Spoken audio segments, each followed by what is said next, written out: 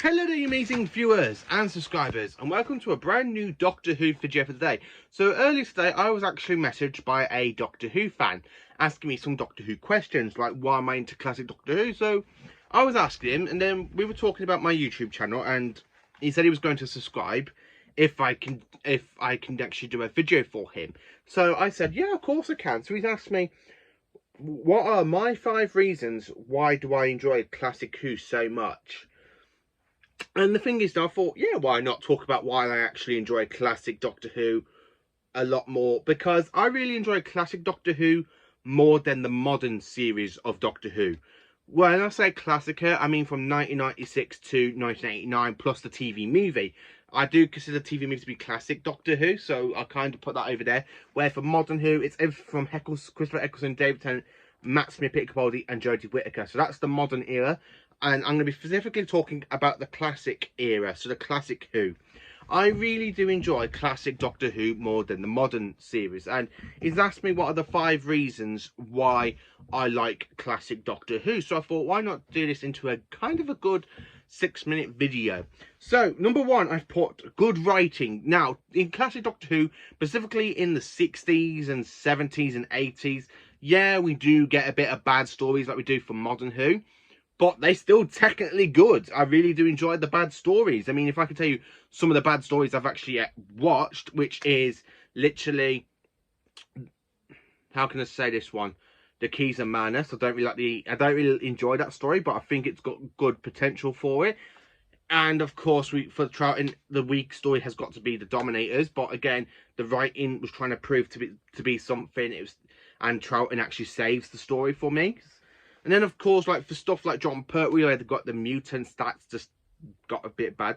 But classic Doctor Who's got more great stories than modern Who, for me. I mean, if I can tell you the 5 best Doctor Who stories from classic Who, to be honest with you, if I was going to do a whole video, it would be like 100 great Doctor Who stories out of classic Who, no modern. If I was going to do the 100 best Doctor Who stories, it would be absolutely everything out of classic Who.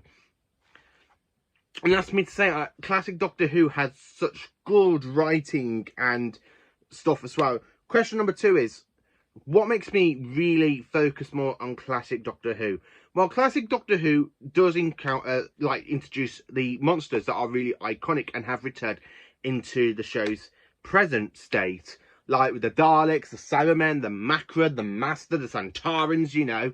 And then, of course, for classic Doctor Who as well, we had fantastic filming locations. We got quarry locations. We got stories gone to abroad before modern Who kind of went over there with America, where for classic Doctor Who it went to Paris, Amsterdam, Spain, and Lanzarote.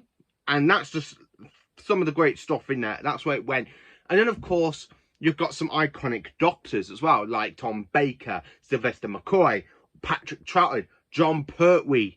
And then, of course, we go to Colin Baker, Pete Davidson, William Hartnell, and Paul McGann. But I have to say, we've had some good doctors in classic Who. We've had some bad doctors in classic Who. Not really bad doctors, really. It's just like even though I do say some writing, doctors have suffered with really bad writing, like Colin Baker's run and Sylvester McCoy. I mean, Colin Baker's season 22 was fine until the BBC just put it on an 18-month hiatus, and that's when I had to change it, and Trial of a Time will just... It does pull you in, but it doesn't really pull you out. Like, some stories, if it pulls you in, it pulls you in. Especially if it's like a 4-part, 6-part story. But Trial of Time, because it's all 14 parts, The Mysterious Planet really winds you in. And then pulls you out for the Mind Warp. And then, of course, we go straight into Terror of the Vervoids. And that puts you back in. And then Ultimate Foe. Part 1 pulls you in, where Part 2 just kind of like makes you kind of pull out a bit. Season 24, people don't like it. I physically enjoy it.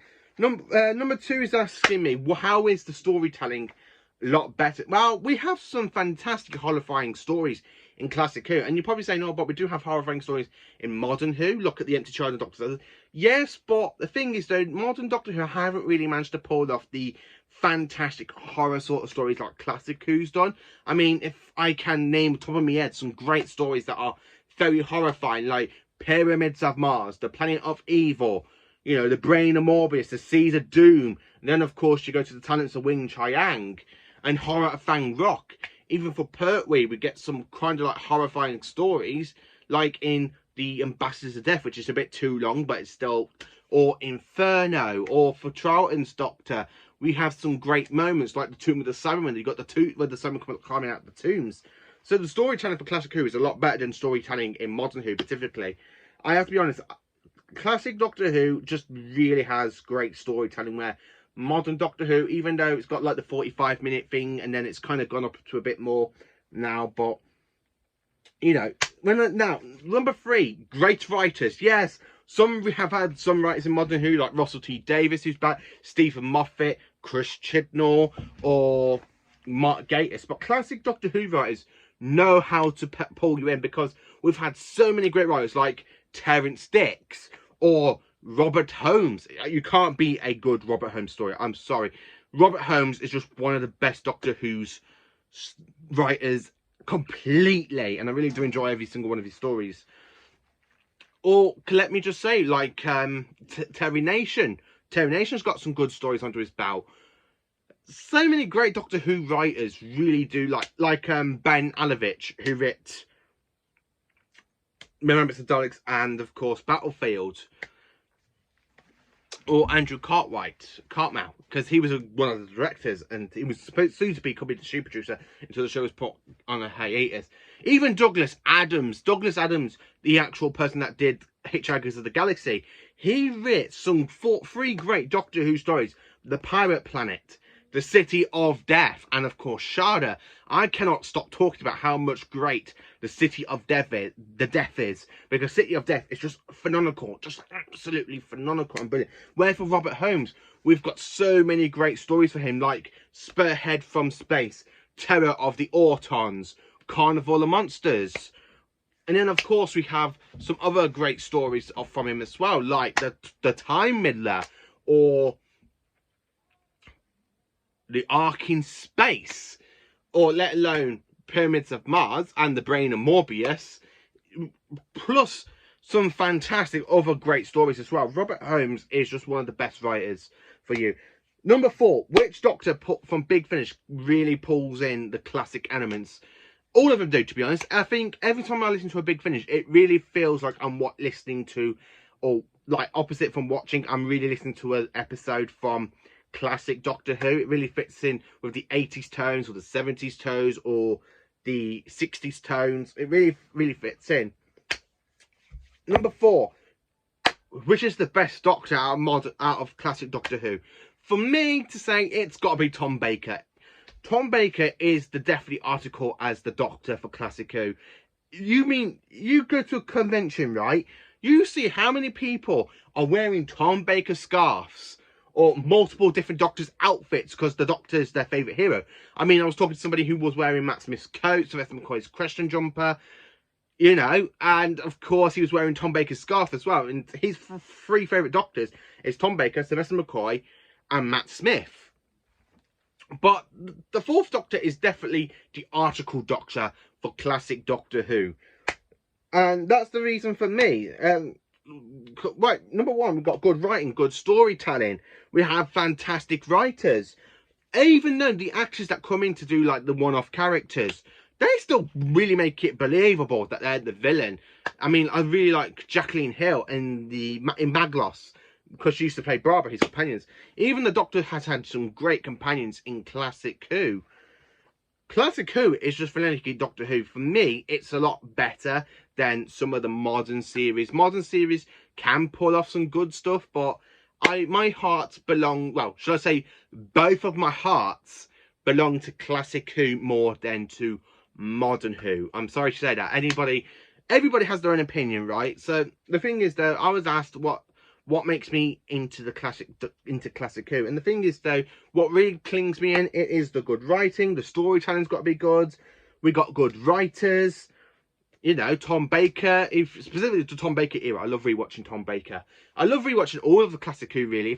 Sometimes if I'm really in a mood, I'll go back and put on a Hartnell story, and I'll go from season 1 down to season 26, and in the TV movie, then I just normally stop, because I don't really rewatch Modern Who that much anymore. I mean, if I was going to say, I probably watch Modern Who once or twice a year, where for Classic Who, it's non-stop. I mean, I absolutely love Classic Who.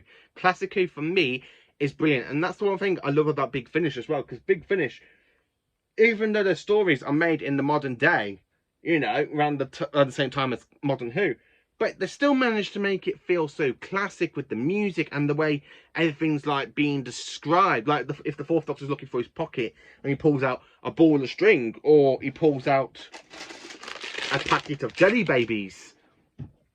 It really does fantastic stuff. I mean, even Sylvester McCoy's run, I just absolutely love. I love all of his stories.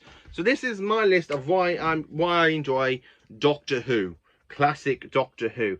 Let me know in the comments, what are your 5 reasons why, or why your 5 most enjoyable, or whatever. What makes you love classic Doctor Who more than modern Doctor Who? I mean, yeah, I am a fan of Modern Who as well, but my heart, well, both of my Gallifreyan hearts absolutely belong with classic Doctor Who. So thank you for watching this video. Please do like, subscribe and share, and join for more awesome Doctor Who content.